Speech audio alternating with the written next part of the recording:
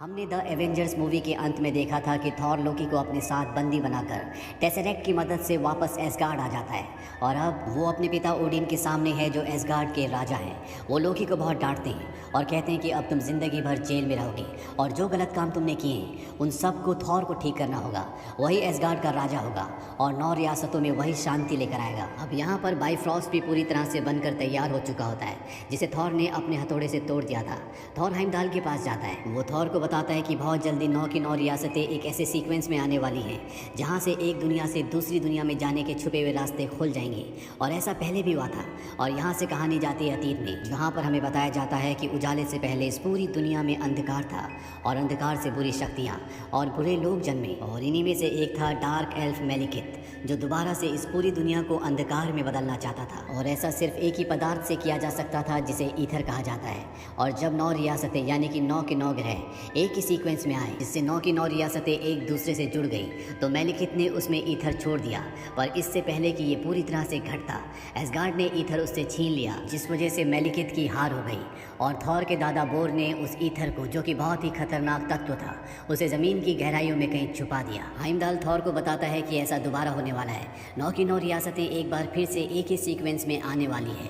वहीं धरती में जेन फोस्टर को दिखाया जाता है जो अपने 2 दोस्तों के साथ एक अबेंडेंट जगह में जाती है। दरअसल इन्हें यहाँ पता चला होता है कि कुछ अजीब घट रहा है। यहाँ पर कुछ बच्चे होते हैं जो इन्हें कहते हैं कि हम तुम्हें कुछ दिखाना चाहते हैं। एक बच्चा आगे जाता है, वहाँ पर एक बहुत बड़ा ट्रक होता है और जैसे ही वो उसे थोड़ा सा उठाता है वो पूरा का पूरा हवा में तैरना शुरू हो जाता है जिसे देखकर ये हैरान हो जाते हैं। इसके बाद वही बच्चे इन्हें एक दूसरी जगह ले जाते हैं जहाँ पर कुछ भी डालने से वही चीज़ ऊपर से वापस आती है और कई बार चीज़ें वापस भी नहीं आती। अब जेन फोस्टर यहाँ पर अपने मीटर से चारों तरफ सर्वे करना शुरू कर देती है और तभी एक अनजानी शक्ति उसे धकेलना शुरू करती है और जेन फोस्टर एक दूसरी दुनिया में पहुंच जाती है जहां पर उसे दीवार के अंदर एक लाल रंग का तरल पदार्थ दिखता है और जैसे वो वहां पर हाथ लगाती है वो सारा का सारा उसके शरीर के अंदर चला जाता है और ये ईथर होता है। वही ईथर जिसे आज से हजारों साल पहले थॉर के दादा ने ज़मीन की गहराइयों में कहीं दफना दिया था। और ठीक इस घटना के बाद डार्क एल्फ मेलिकित जो ईथर से 9 दुनियाओं को 9 रियासतों को अंधकार में बदलना चाहता था, जो हजारों सालों से स्लीपिंग चैम्बर में सो रहा था, वो जाग जाता है। अब जेन फॉस्टर को होश आता है और वो देखती है कि उसके चारों तरफ कोई भी नहीं है और जब वो बाहर जाती है तो वहाँ पर पुलिस होती है। दरअसल उसकी दोस्त ने पुलिस को कॉल किया होता है। इस बात से जेन बहुत गुस्सा हो जाती है। वो कहती है कि अब यहाँ पर शील्ड के लोग आ जाएंगे जो इस पूरी जगह को अपने कब्जे में ले लेंगे। मुझे यहाँ पर रिसर्च करनी थी। उसकी दोस्त उसे बताती है कि तुम पिछले 5 घंटों से गायब थी। ये सुनकर जेन फोस्टर शॉक्ड हो जाती है और तभी वो देखती है कि सामने थॉर खड़ा है। दरअसल हाइमडाल जो 9 की 9 रियासतों पर नजर रखता है उसने थॉर को बताया था कि उसे कहीं भी जेन फोस्टर नहीं दिख रही। इसीलिए थॉर जेन फोस्टर जिससे वो प्यार करता है उसकी खबर लेने के लिए पृथ्वी पर आया होता है। जेन फोस्टर अब पुलिस वालों के पास जाती है। पुलिस वाले उसे अरेस्ट करना चाहते हैं क्योंकि वो बिना परमिशन के किसी की प्रॉपर्टी में घुसे थी। पर जैसे वो उसे हाथ लगाते हैं ब्लास्ट होता है और सारे के सारे पुलिस वाले गिर जाते हैं। थॉर जेन फोस्टर के पास जाता है। वो समझ जाता है कुछ न कुछ गड़बड़ है, इसीलिए वो उसे अपने साथ लेकर एसगार्ड आ जाता है जहाँ थॉर के पिता इस बात से बिल्कुल भी खुश नहीं होते।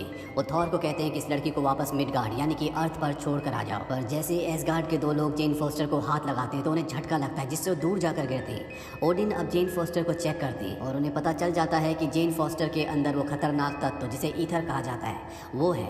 वो ये बात थॉर को बताते हैं। वहीं थॉर जेन फोस्टर को बताता है कि हाइमडाल को तुम दिख नहीं रही थी, इसीलिए मैं तुमसे मिलने के लिए आया था। दरअसल 9 की 9 रियासतें एसगार्ड के चारों तरफ घूमती हैं, लेकिन 5000 साल में एक वक्त ऐसा आता है जब ये सब की सब एक लाइन में आ जाती हैं जिससे एक दुनिया से दूसरी दुनिया में जाने के रास्ते खुल जाते हैं। लेकिन ये कुछ ही वक्त के लिए होता है।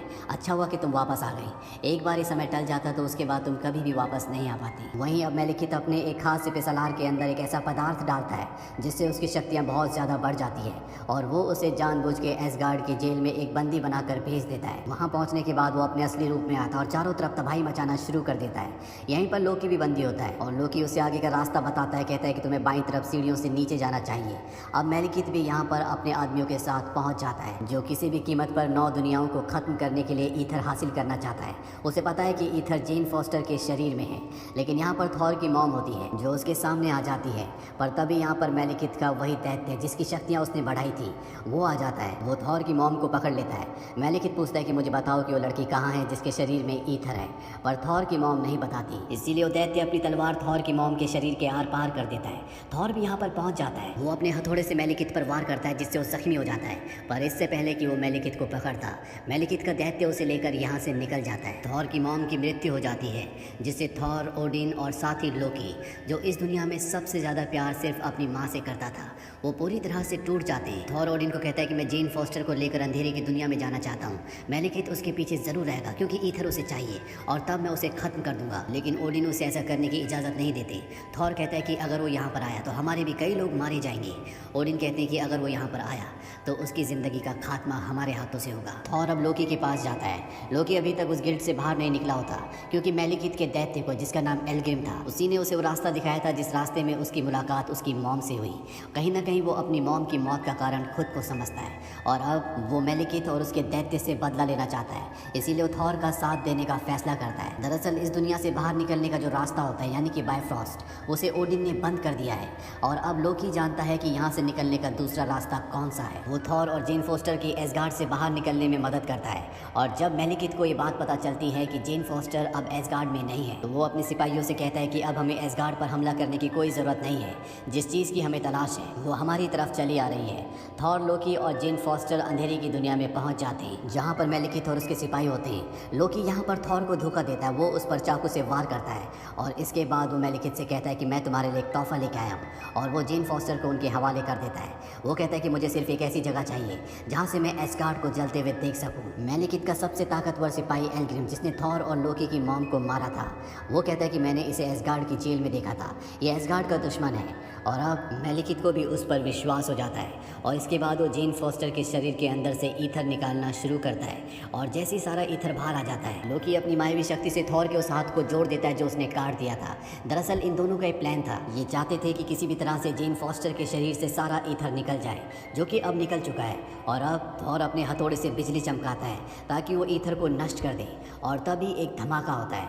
इन्हें लगता है कि ईथर नष्ट हो गया, लेकिन इस शक्तिशाली पदार्थ को नष्ट करना नामुमकिन है। सारा का सारा ईथर मेलिकित के शरीर के अंदर चला जाता है और अब वो बहुत शक्तिशाली हो चुका है। मेलिकित यहाँ से निकल जाता है पर अपनी सेना को और अपने सबसे बड़े योद्धा एल्ग्रिम को इन्हें मारने के लिए छोड़ देता है। लोकी और एल्ग्रिम के बीच में लड़ाई होती है।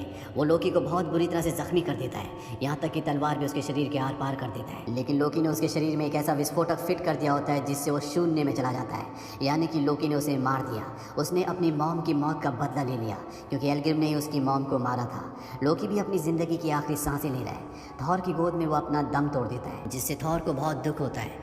थॉर और जेन फोस्टर यहाँ से गुफा में जाते हैं और तभी जेन फोस्टर का फ़ोन रिंग होता है। वो हैरान हो जाती है कि दूसरी दुनिया में उसका फ़ोन रिंग कैसे हुआ। अब वो यहाँ देखती है कि कुछ ऐसी चीज़ें होती है जो उसने धरती पर बच्चों के साथ फैक्ट्री के अंदर उस पोर्टल में डाली थी जहाँ से चीज़ें गायब हो जा रही थी और वो चीज़ें यहाँ पर है। इसका मतलब ये है कि धरती का रास्ता यहीं से है और जब वो थोड़ा सा आगे बढ़ते हैं तो वो गायब हो जाते हैं। वो मिडगार्ड यानी कि धरती पर पहुँच जाते हैं। वो डॉक्टर एरिक के पास जाते हैं। डॉक्टर एरिक इन सबको बताते हैं कि यहाँ पर एक ऐसा सेंटर पॉइंट है जहाँ से 9 रियासतों तक पहुँचा जा सकता है और मेलिकित को यहाँ पर आना पड़ेगा अगर वो सारी की सारी रियासतों को अंधेरे की दुनिया में बदलना चाहता है।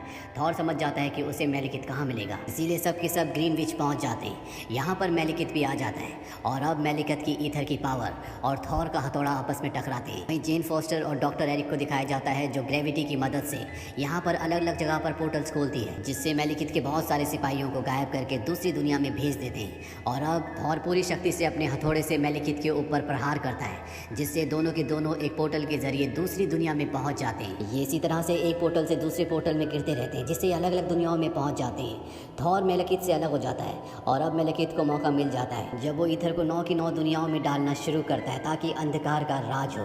तभी यहाँ पर थॉर आ जाता है और वो जेन फोस्टर और डॉक्टर एरिक के उन यंत्रों से जिससे ग्रेविटी को कंट्रोल किया जाता है, जिससे दूसरी दुनिया के पोर्टल्स अलग अलग जगहों पर खुल जाते हैं, वो मेलिकित की तरफ उसे फेंकता है और जब मेलिकित उसे पकड़ता है तो उसका एक हाथ दूसरी दुनिया में चला जाता है। इसी तरह से उसका दूसरा हाथ भी थॉर दूसरी दुनिया में भेज देता है और अब वो उसकी तरफ भागता है और तभी थॉर के हाथ में उसका हथौड़ा आता है, जिससे वो मेलिकित के ऊपर एक जोरदार प्रहार करता है। मेलिकित दूर जाकर गिरता है और तभी जेन फोस्टर अपने यंत्र से वहाँ पर ग्रेविटी कंट्रोल करके उसे दूसरी दुनिया में भेज देती है। थॉर बेहोश हो जाता है और अब मेलिकित का बहुत बड़ा यान थॉर के ऊपर गिर रहा होता है। जेन फोस्टर उसे बचाने के लिए उसके ऊपर लेट जाती है पर तभी दिखाया जाता है कि वो यान भी पोर्टल खुलने से उसी दुनिया में चला जाता है जहाँ पर मेलिकित गया होता है और वो मेलिकित के ऊपर गिर जाता है, जिससे मेलिकित की मृत्यु हो जाती है। इसके बाद थॉर वापस एसगार्ड पहुँच जाता है जहाँ पर वो अपने पिता और एसगार्ड के राजा ओडिन के सामने होता है। ओडिन उसकी बहुत तारीफ़ करते हैं। वो कहते हैं कि तुमने अपनी जान लगा दी 9 रियासतों को बचाने के लिए और अब हम चाहते हैं कि तुम एसगार्ड की राजगद्दी को संभाल लो। थॉर कहता है कि मैं 9 रियासतों की हमेशा रक्षा करूँगा, लेकिन अभी राजा बनने का सही वक्त नहीं आया। वो यहाँ पर लोकी की बहादुरी की गाथा भी उन्हें सुनाता है। वो बताता है कि किस बहादुरी से लोकी ने उसका साथ दिया और अपनी जान दे दी।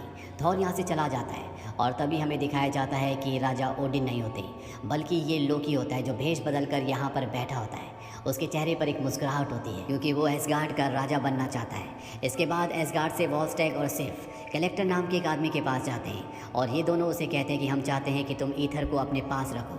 ईथर को रियलिटी स्टोन भी कहा जाता है। कलेक्टर कहता है कि तुम ईथर को यानी कि रियलिटी स्टोन को एसगार्ड में क्यों नहीं रखना चाहते। वो उसे बताते हैं कि एसगार्ड में पहले से टेसरेक्ट है और हम नहीं चाहते कि 2 इन्फिनिटी स्टोन एक ही जगह पर रहें। ये दोनों चले जाते हैं और कलेक्टर ईथर को देखते हुए कहता है कि एक आ चुका है, 5 और बाकी हैं, यानी कि इन्फिनिटी स्टोन 5 और भी हैं। इसी के साथ ये फिल्म यहीं पर खत्म हो जाती है। पोस्ट क्रेडिट सीन में हमें दिखाया जाता है कि जेन फॉस्टर थॉर को बहुत मिस कर रही होती है और थॉर उससे मिलने के लिए मिडगार्ड यानी कि धरती पर आता है, जिससे जेन फॉस्टर को बहुत खुशी होती है। तो ये थी पूरी कहानी थॉर द डार्क वर्ल्ड।